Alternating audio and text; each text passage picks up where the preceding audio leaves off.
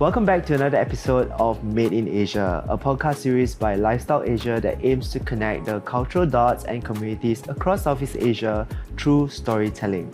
Today's episode is powered by Roku Gin, and we are going to talk about what success and fulfillment mean in today's world, featuring trailblazers and also their amazing journeys. So today on set, we have with us multi-hyphenated entrepreneur, sports enthusiast, creator, and community leader, Bella Kuan. Hello. Hello. Hi. Welcome on the show. Thanks for having me. So we are very excited to have you on Made in Asia.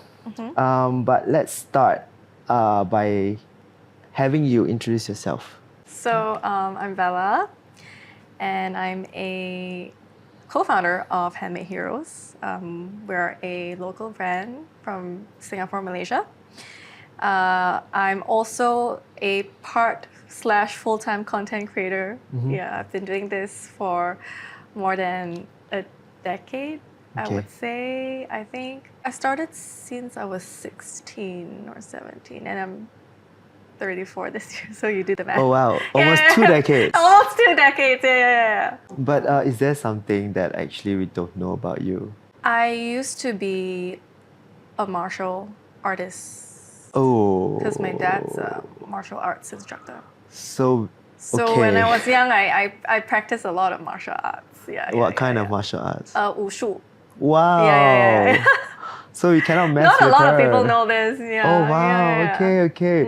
I mean, online obviously there are talks about you involving in music, and then of course your wake surfing era. The fun stuff. Yeah. The fun stuff and all of that. But maybe like before your blogging days, before the internet knew you, what was it like growing up for you? I'd say a lot. I mean, my parents were divorced since I was really young. So there was a lot of like uncertainty. But also because of, like these things, it kind of makes me very independent. Like being also the oldest child in the family, the eldest daughter, I'm always like shifting around. So with my mom, and then I'll go back to my dad, and then mom, it's a lot of changes. Like in my life, there's not so much of a stability, a lot of change. But I think these change kind of makes me who I am now. Like I can pivot very fast, I adapt. But I had one period of time where I grew up mostly with my dad. So those were the times that kept me very grounded, because my dad, again, he's a martial arts instructor. So growing up, it's very routine. I even like weekends when everyone is doing maybe like watching TV at home or doing other fun stuff, I'll be out like 7 or 8 a.m. with him. And then we'll go training. I'll just follow him the whole day. So that was like one of the core memories, like growing up. Then with my grandma also. So like it's a lot of like half and half.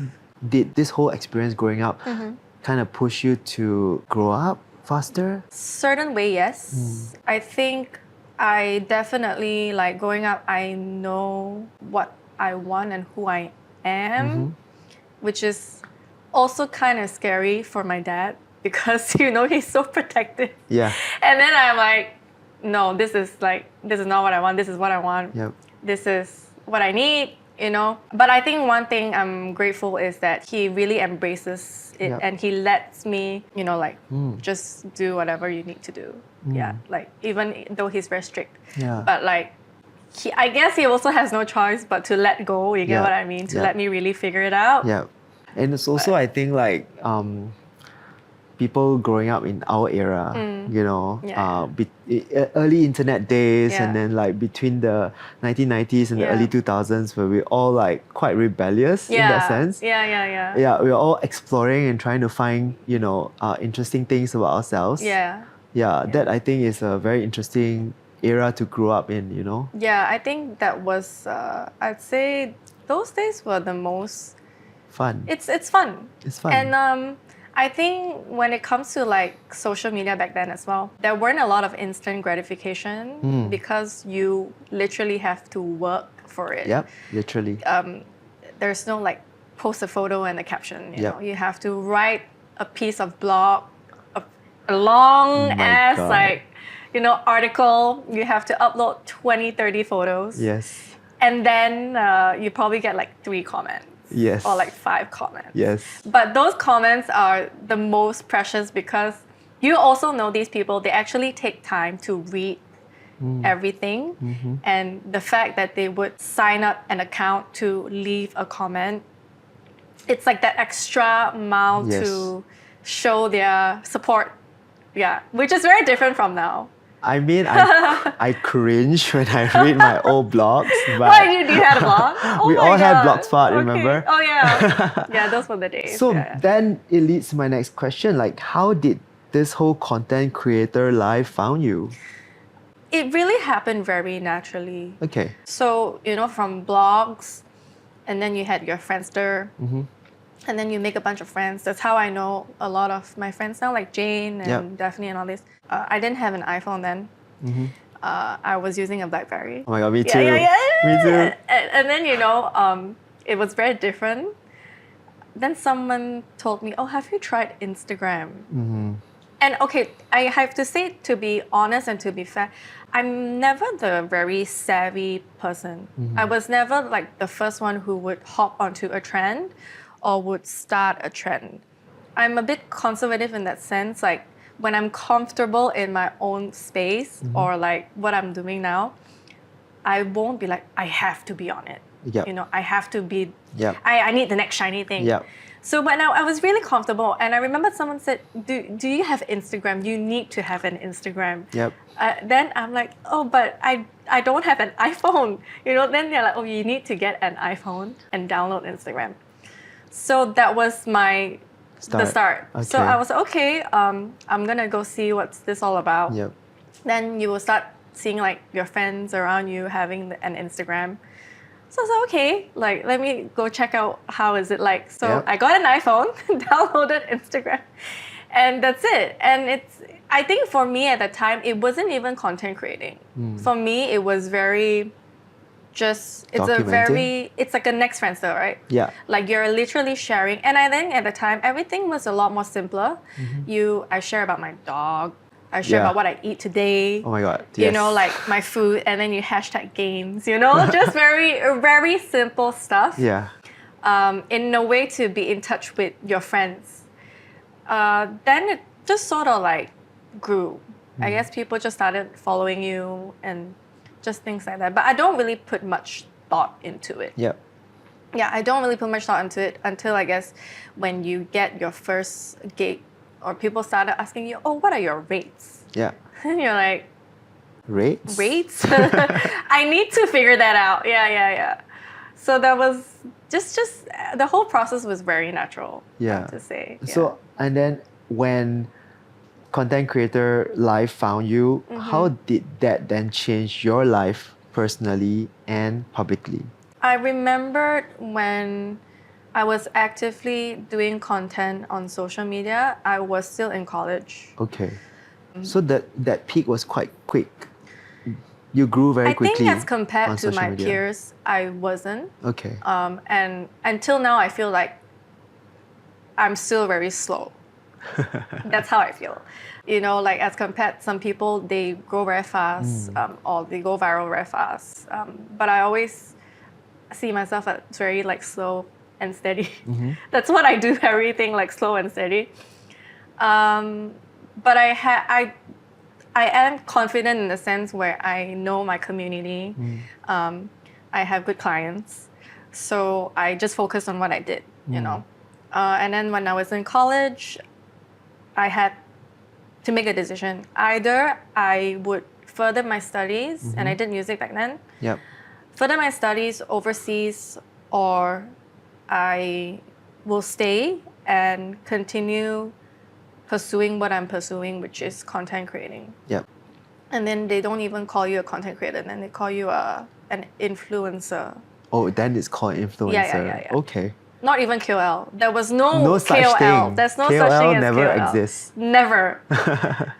Being the realistic person that I am, I kind of weighed out the pros and cons. Yeah. And I'm like, oh, if I were to be abroad, I might have to give up all my contacts here. Yep. the things that I've built. And realistically, if I were to pursue music, coming back, what can I do? I'm not that confident in the sense. Yep. Or rather, am I that passionate that I can really live on, being a self-supporting artist for like 5 to 10 years, Yeah. I know the fact I cannot. Yep. And I am very clear with that. So I just told myself, okay, you know what? And also, I think for me, it's just more like, I feel very guilty wasting my parents' money. Yeah, I feel bad. Okay. Yeah, because also coming from like a single parent family, Yep. you don't want them to be like, not arguing, but kind of like who's gonna pay for it? Disagreeing on things. Yeah.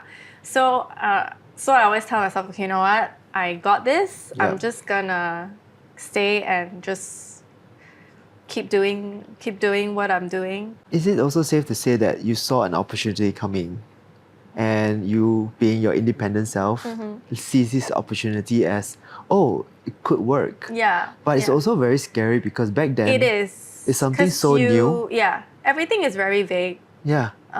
You have no guarantee. Yeah. You might get scammed. Some Yeah. agencies might not pay you. But so far, I'm very grateful for the agencies that have worked with me. I hear a lot of horror stories, but I've never experienced them, Okay. which I think I'm very lucky. I think they Yeah. probably don't want to get in trouble with you, knowing your Maybe background. that too. But have you always thought of like pursuing content creation or like influencing full time, or you have had your doubts? I have had my doubts. Back then, there was source of income, but it wasn't stable. It's very ad hoc. As you know, even now, a lot of content creators, they don't get monthly like stable salary. Correct. It's really if you have a project, Yeah. and then it might last you for like a couple months. So that is the scary part. And also, when you have this career that the older generations does not see it as a Yeah. career, then it is a problem. Yeah. So you get a bit more, like you get questioned Yeah. more. People will judge you, yeah, and it's totally normal. Yeah. But yeah, I guess in the end of the day, you just have to believe in what you do. Yeah. And of course, you cannot always depend on like one thing. Yeah. You can't put all eggs in one basket. Correct. Yeah. Correct. So But as an OG influencer yourself, do you consider That's so yourself weird. OG? How is it different, like being an influencer then and being an influencer now? I would say the generations now are doing so much better than we are.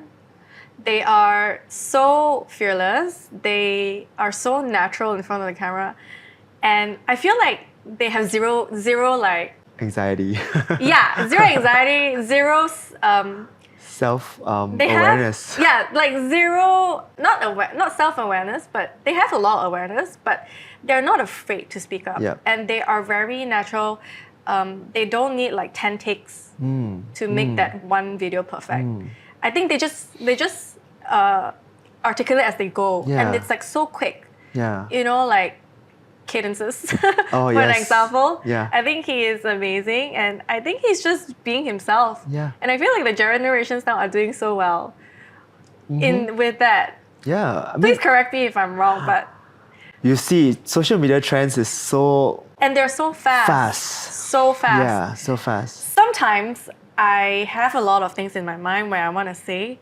Once the camera is out, and I'm like, You okay, I distill- need to retake this. I need to retake this. How to make it also not awkward, right? Whereas I feel like the generations now they're doing a good job. Yeah. And there's a lot to learn from them as well. Do you Yeah. consider yourself an overthinker?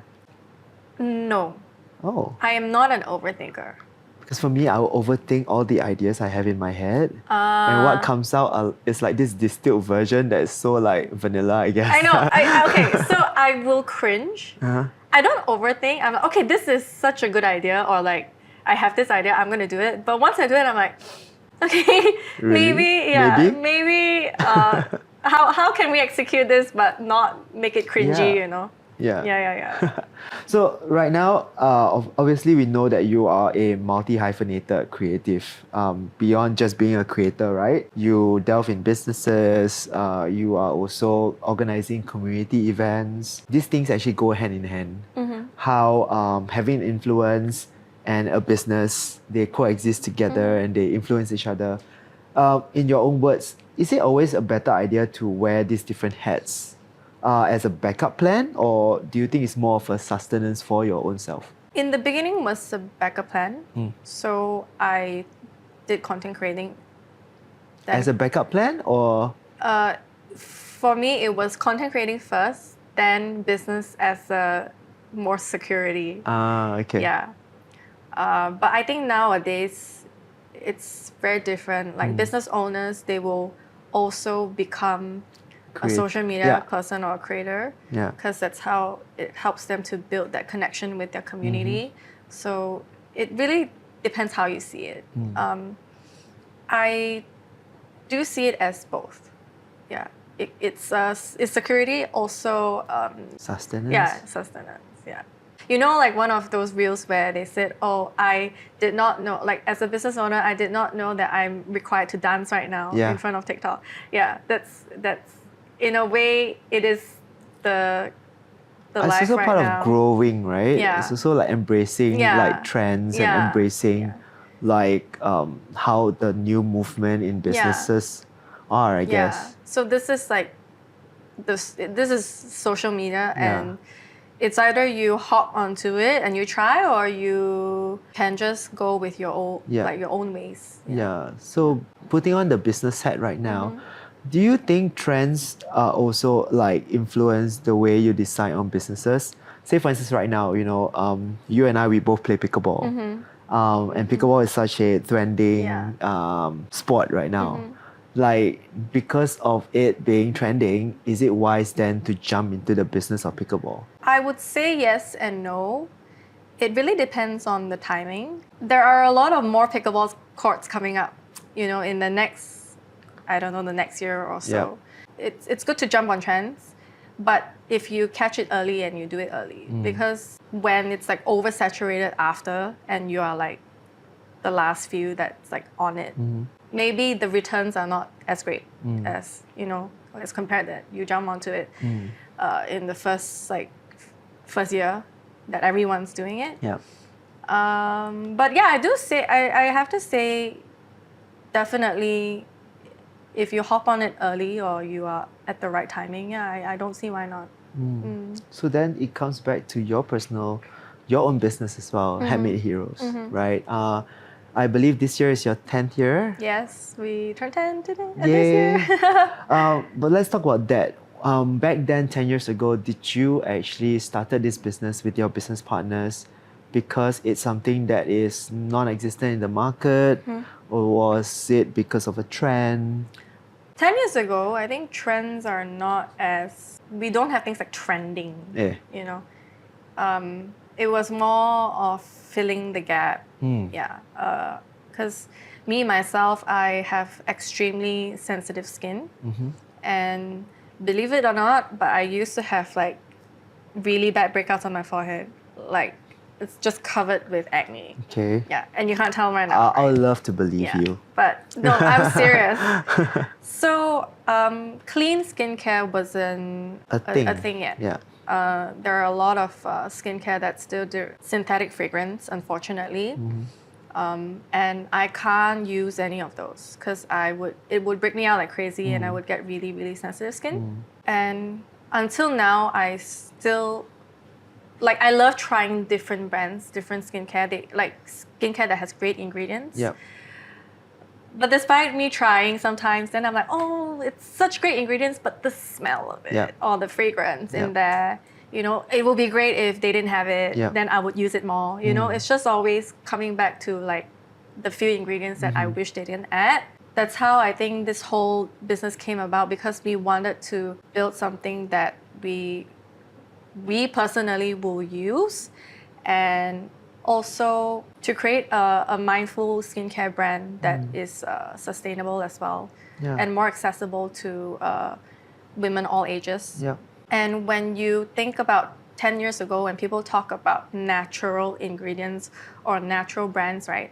The natural branding is always very holistic. Yep. It's like brown craft papers, very earthy, very earth tones. Yep. So we're thinking, okay, how can we kind of change this, this perception Yep. and change people's mindset that, natural doesn't always mean holistic. Yep. Natural can always also be fun. Yep. Natural can also be young.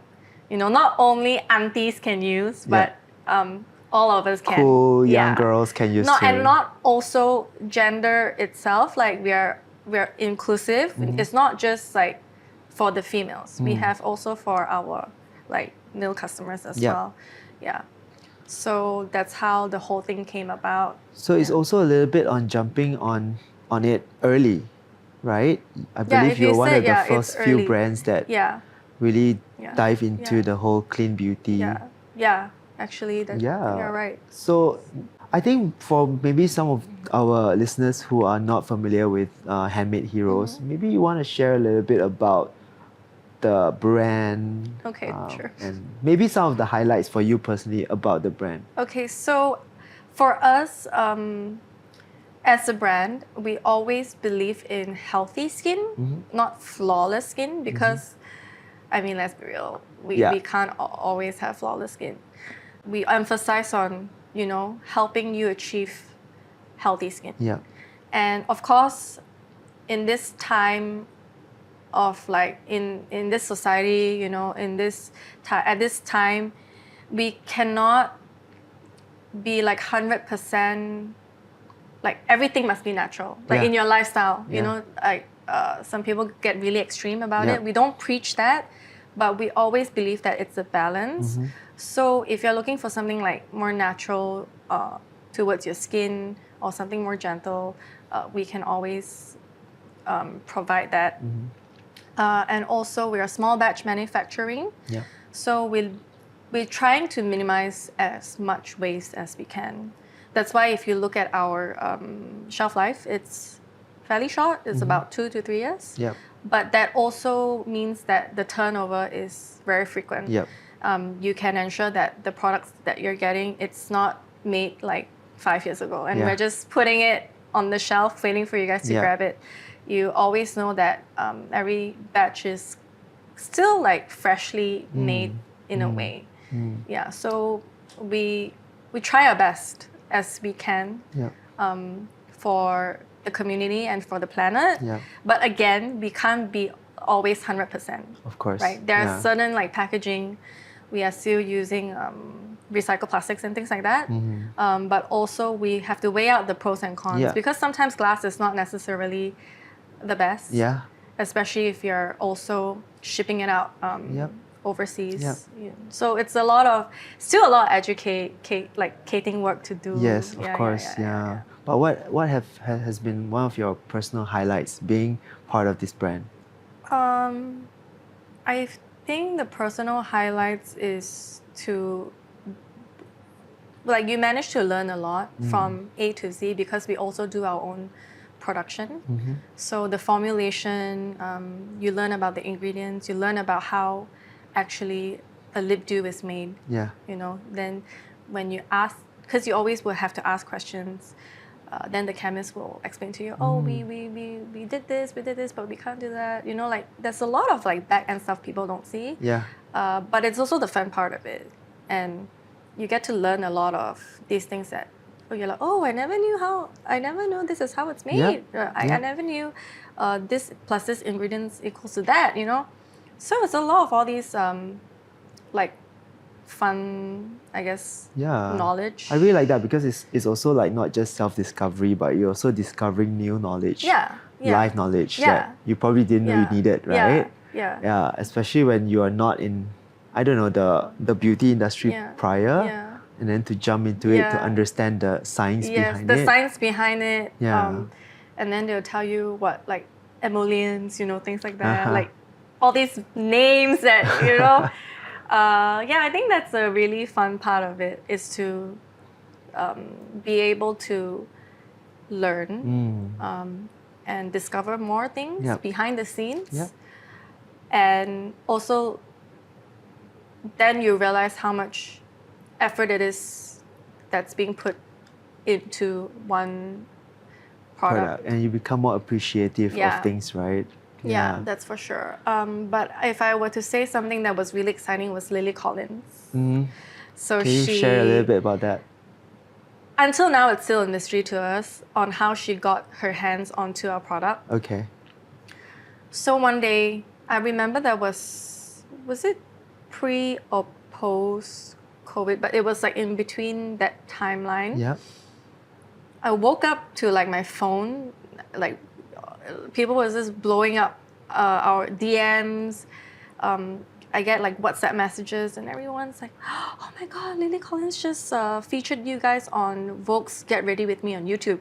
Okay. And she's using your lip scrub. And I was like, what? I was like, no way, you know. I just woken up. I have no idea what was going on.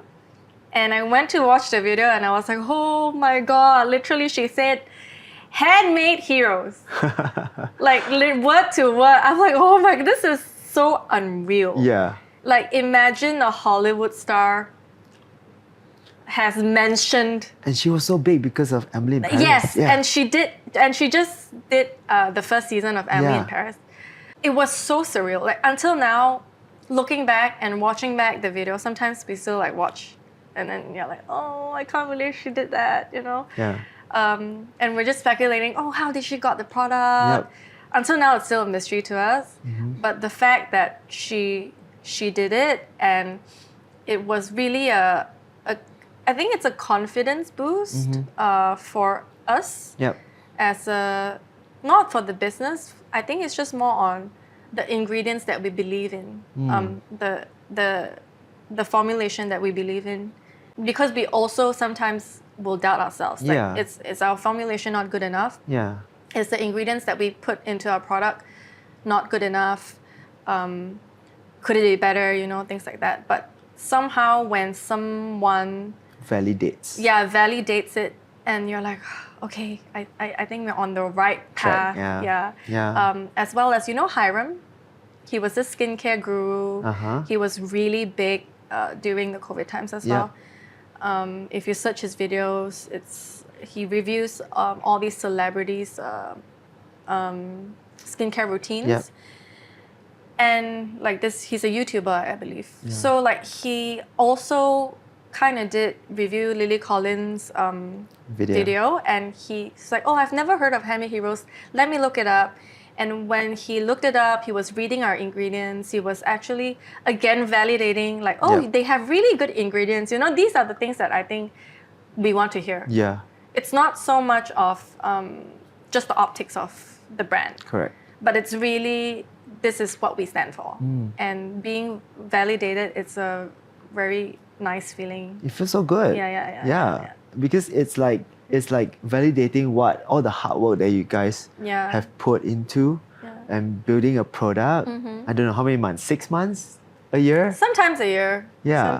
Sometimes it's like hush in the making, but you guys wouldn't know. Probably it's been working like back end like and to have it on a platform like Vogue, that's major. Yeah. How do you celebrate? I think we didn't celebrate. We were just, I think we're just like, okay, let's move along. Cool. But speaking about let's move along, you are also working with these two other amazing women in Handmade Heroes, Lindsay and Chai-Jin, right? Maybe share with us a little bit about how your experience working with them and the importance of collaborative partnerships. I would say entrepreneurship is a very lonely road. If anyone has a partner, just be thankful for your partner, because it's really not easy, like doing everything by yourself. And if you have like people around you that's willing to be your support and do this with you, I think that's really beautiful. And I have to say they're both very strong women. Both have different strengths. So not just in business or like work, but sometimes in life also you get to learn. Because they're also like in different seasons of their life. Yeah. So I'm always just taking mental notes Yeah. on what I So can, cute. what I can like, what I can learn from their experience. Yeah. You know. So yeah. So like I don't know, falling in love, growing up, like building a family. motherhood, yeah, you know, just things Amazing. like that. And Lindsay, she's extremely smart. She's the kind of person that she would figure things out even if it feels it's impossible. But they manage to. So because she is in charge of the whole production line, Yeah. and basically I would be the one that would be like, oh, can we use this packaging, or can we change this? Can we then you know, like few months they'll be like, oh, we did this color, can you like try? Yeah. Yeah, they will really figure it out. I don't Okay. know how, but they're amazing. Yeah. But how did the three of you found each other?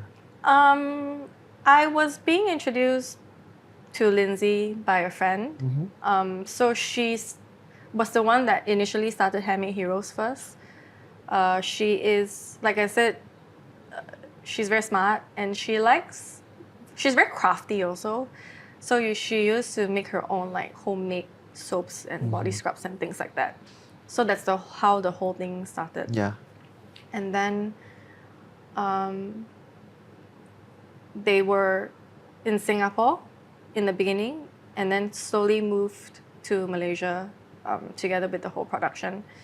And then Chai-Jin joined us shortly, I think about 2 years after. Yeah. So Nice. I've known Chai-Jin way before that. Right. Because she used to have a blog too. That's Okay. how I know her. Okay. It's all through social media. Through blogging. Yeah. Through blogging. Yeah. Nice. So working with them, working in a business, are there any like takeaways from being a businesswoman for the last 10 years for you personally? I think for me, something that I've learned a lot and I have to keep learning, it's leadership. Yeah, it's something very challenging, and I'm never used to working with a team, you know. And you know, like when from content creating and stuff, you always work alone. Yeah.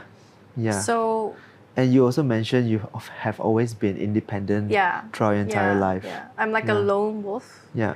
So as you evolve, things change, and you know you have to grow. And in order to grow, you need support. You need people to help, right? So when this support comes in, you also have to support them. Yeah. It goes like both ways. Yeah.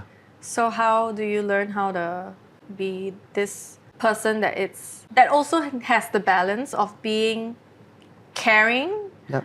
but also being able to give orders, but not overly caring. You know, like it's a That very fine balance. line. Yeah. And I don't want to say like I'm not friendly, because I think I'm very friendly, but I cannot be like overly friendly as well. It's just a lot of navigating. Yeah. But can I with say the something people though? around. I think my first impression of you when I first saw you, I was Are quite you scared? intimidated by you. What? No, seriously? I was intimidated by you. Yes. When was this? I can't remember, but a couple of years, I always had the impression of like, I need time to warm up to Bella Kuan. Oh, okay. Is it maybe like, I don't know, is there a front that you always put? I don't. I feel like when people see me, they're like, oh my God, you're so like bubbly. I think it depends. I am quite blunt sometimes when it comes to efficiency. So I just speak my mind. Yeah. So maybe sometimes people will get that like, oh my gosh, she's such a bitch, you know. But I'm sorry, you know. But it's just sometimes I'm like, guys, we need to be efficient, and it's nothing personal. Yeah. It's really nothing personal. Like I can never stress this enough. So when I'm being like blunt or whatever, it's always because I care about the efficiency. But she's quite scary on court though. On court, right? Competitive. Yeah, I'm very. You can tell, right? Yes. Yeah, this also, I think pickleball also kind of teaches me how to navigate partnership, how to be a better communicator, how to communicate effectively with different people. Yeah. Because everyone is made different. Correct. Yeah, like again, like your team members as well. You can't apply the same method onto everyone. Yeah. Because everyone's different. They have different personalities. They have different goals. They have different needs. So you have to, in a way, learn to get to know them. Yeah. And then from there, you navigate. And I also think it's also, to be fair, it's also like for me, our first time being a leader or our first time being a manager, our Yeah. first time managing a huge team. Yeah. So we are also learning at the same time. Yes. But having the expectations of like you need to know how to be a manager because you're a manager, Yeah. that Yeah. sometimes will also sometimes like you question, right? yeah, Do you yeah. Am I feel- doing the right thing? Yeah. Or like, Am what I can not do mindful better? enough? Yeah. Like, is this like culturally inappropriate? Or, you know, like, did Yeah. I say this wrongly? Yeah, Or, you know, like when this- you're partnering someone for the first time in pickleball, it's the same Yeah. thing. You're like, oh shit, like, Yeah. is this person gonna be okay if Yeah, I yeah, yeah. don't do it right, Yeah, you know? yeah, yeah. Or if I hit the ball too far, like, Yeah. oh no, you know? I'm so sorry. I'm so sorry. Yeah, and that's what happens, you Yeah. know? You keep apologizing Yeah, for yeah. things like that. Yeah. Yeah. When you hear the phrase live your peak, Mm. what comes to mind for you personally? I think there are a lot of definitions, but for me, I remember just having this conversation. I think living my peak is my priorities are having the luxury of time, because I know this is something that not everyone has. Yeah. Because you know, everyone needs to hustle. A lot of people, they have their 9 to 5s. Some they even work weekends. You know. They don't have a choice. Yeah. Like if they have a choice, I'm sure like if we all have a choice, Yeah. we wouldn't want to choose that life. Correct. So sometimes being able to have that choice is such a luxury to have. Being able to have that and then have your work-life balance, being able to, I guess, if my mom says, oh, I want this, and you're like, okay, done. I can do this for you. Like the acts of service to the people you care about, Yeah. you care for. I think that is my definition of living my peak. Yeah. And of course, when you talk about like how we see achievement as peaking, there are also times where you hit rock bottom, right? The peaks, the valleys, the yin and the yang. Yeah. We all have experienced that. Yeah. For you personally, like what are some of your lowest moments and how do you bounce back from them? I have to say, I mean, honestly, this year has been a bit more challenging for me. And I think also because Handmade Heroes turned 10, I had far more expectations for the brand that I have. Sometimes you're like, oh, we turned 10, like, oh, we could have achieved more, you know, like we are only here. And then Competitive. suddenly all the imposter syndrome comes in, Yep, and yep. then you start questioning yourself. Oh, being 10, where are we exactly? Like, what's next for us? People do see it as a celebration. I should be very grateful, which I am. But I think there are also times where your critical side starts to come in and be like, okay, you turned 10. Like, okay, is this all you have? You know, like, what's next for you? What can you do better? And then I would start questioning myself also, is this like the right path for me? Yeah, like the imposter syndrome side starts to kick in. Do you struggle with that? I usually never, but I think as I grow a bit older, I start to have this, especially in my 30s, which I think it's also very normal because I think being in my like close to mid 30s, I have a lot of my friends also like they're in like different seasons of their life. It feels like everyone is sort of starting something new or having new like changes, Yeah. but I felt kind of stagnant as for myself. And I know it shouldn't bother me. And I don't think I feel bothered, but it's just, I guess, being the Sagittarius that I am. Because I'm very like excitement, adventure, new, you know? Yep. But then I'm like, oh, so this is I know. you know, like it's just this now? Like, I'm a rising Sagittarius. Yeah. So I know. You know, right? So I'm just like, okay, so what's next? Like, what am I waiting for here? Like, you know, yeah, it's just a bit It's more of sometimes that. also about like we are being critical about ourselves because we just want things to move faster. You want to see Results, things, you want- yeah. You're right. At the same time, do you feel like you also find yourself having peer pressure? If you constantly think about it, then of course, yes. like if you keep harping on it, and you don't know how to change your perspective, then you will feel the pressure. That's for sure. I think that happens to everyone, right? If you're constantly thinking about this, but then you don't know how to shift your mindset or how to solve it, then of course you feel like you're stuck. Like, what should I do, or what am I going to do next?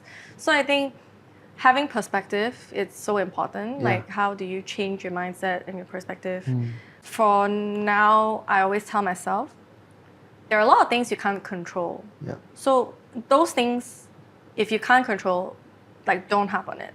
Just focus on the things that you can control. Or rather, like, change a different perspective, you know. Again, the grass is always greener on the other side.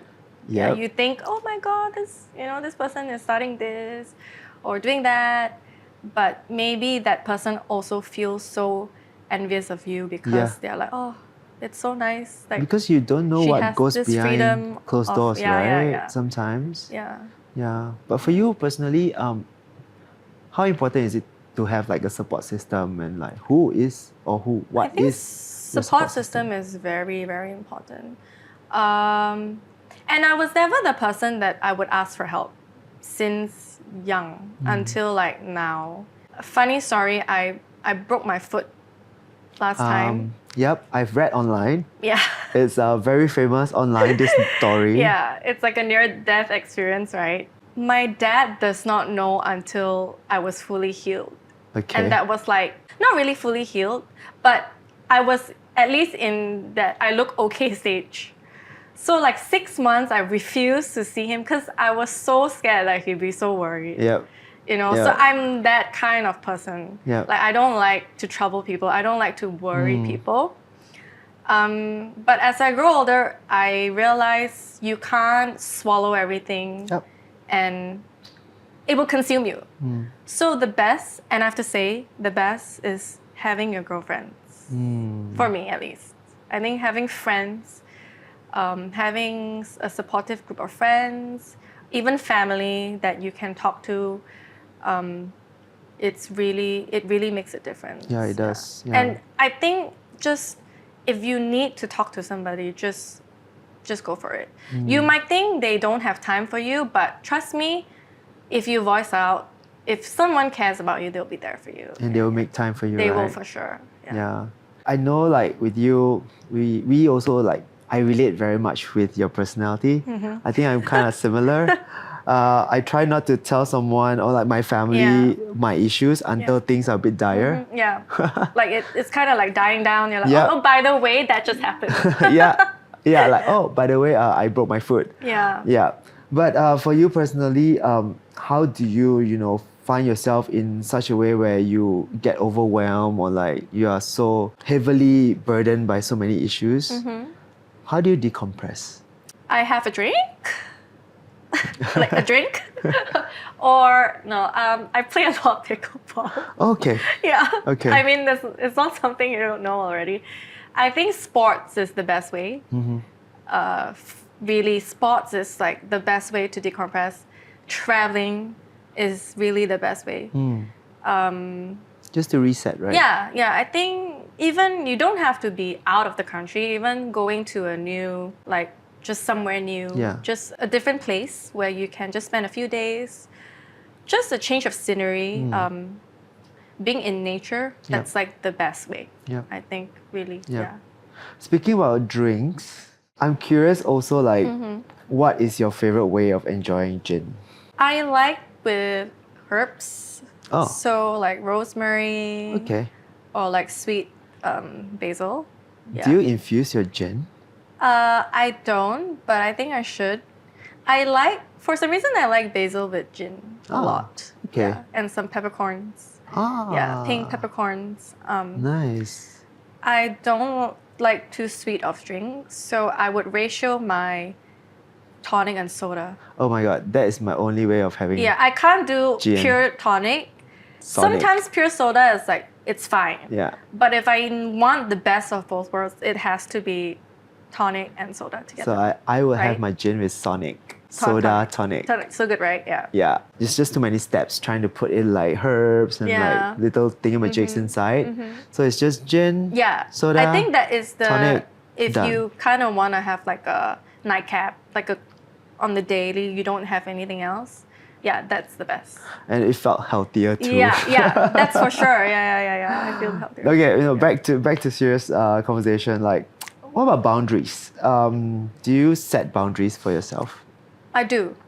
Yeah. I think growing up also I used to be being able to choose, like again, like I said, it's so important.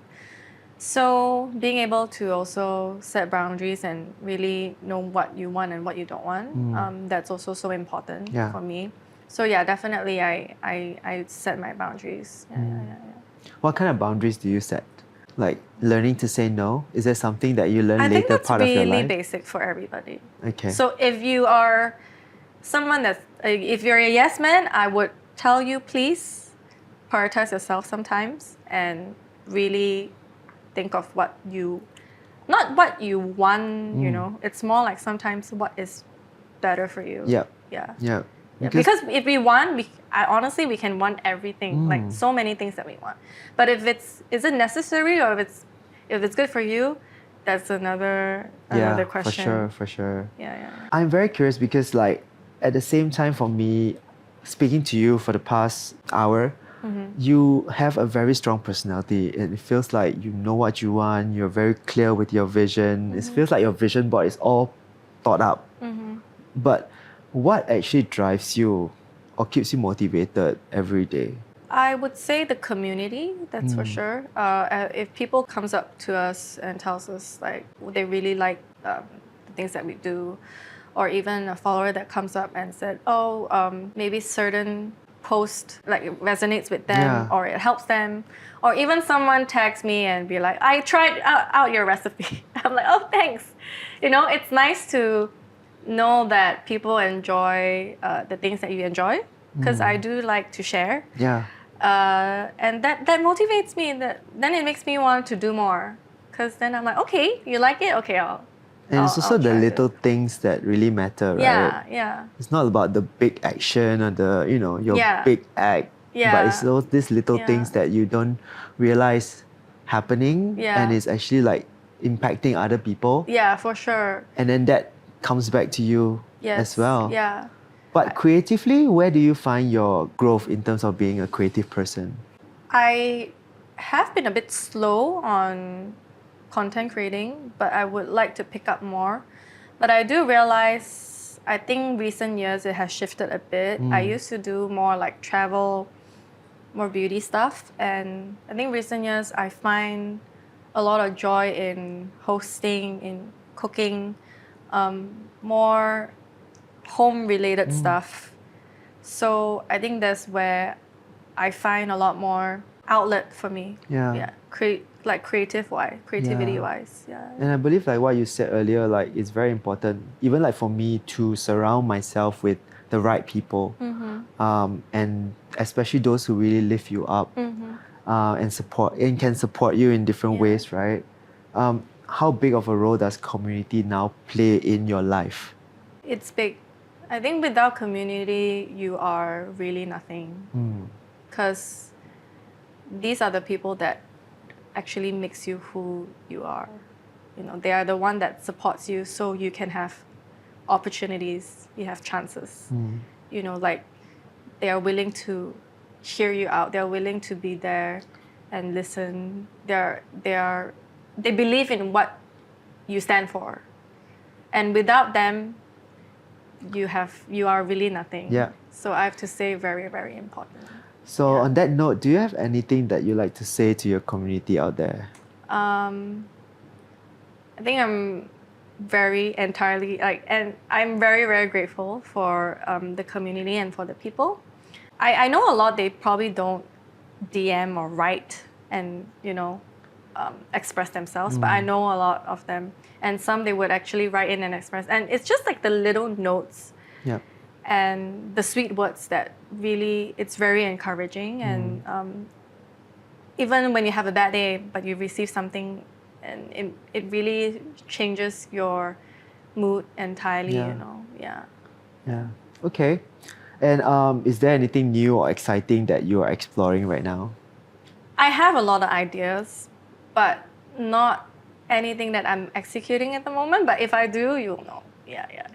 Oh, keeping it a secret. I see. All right, Bella. If you could describe your current chapter in one word, what would that be and why? In one word, my current chapter, stability. Yeah. I think this year particularly hasn't been the easiest for a lot of people from what I see from the outside. So I think being able to have that stability is a blessing, and I would wish to have that throughout and hope for like more exciting things in 2026. But this year I'm just really keeping myself very like just stable and just to get through this year. Okay. Last question. Like, you shared so many different facets of yourself, being the eldest child, being somebody who is very headstrong, and also a creative and multi-hyphenate. Do you have any advice that you'd like to give to our listeners out there? I think be passionate about life, because that's what, like don't lose your spark. Like always have passion, even though you feel like you're being tied down with something, and sometimes you're like, oh, I can't because of the circumstances. But if you ever can, or just have that little window, really just pursue, like just go for it, and always remind yourself why did you like this thing, or like why did you start in the first place. Always be curious. Yeah, don't stop being curious. Yeah, don't stop being curious, and always have passion for things. Yeah, That's me throughout the entire show. yeah. So on a scale of 1 to 10, where do you find yourself right now? In what? In life? At At the peak? I would say I'm comfortable, like a 7.5. Okay. Yeah. Okay. So Still not there yet, right? no, I As don't think we're Sagittarius is ever. speaking. Don't think we're ever there. Okay. Yeah. Okay, cool. Yeah. Shall we cheers to that? Cheers. Thank you for a good, Oh, that's amazing really conversation. refreshing. Cheers. Cheers, Thank cheers. you. Thanks for having Thank me. you.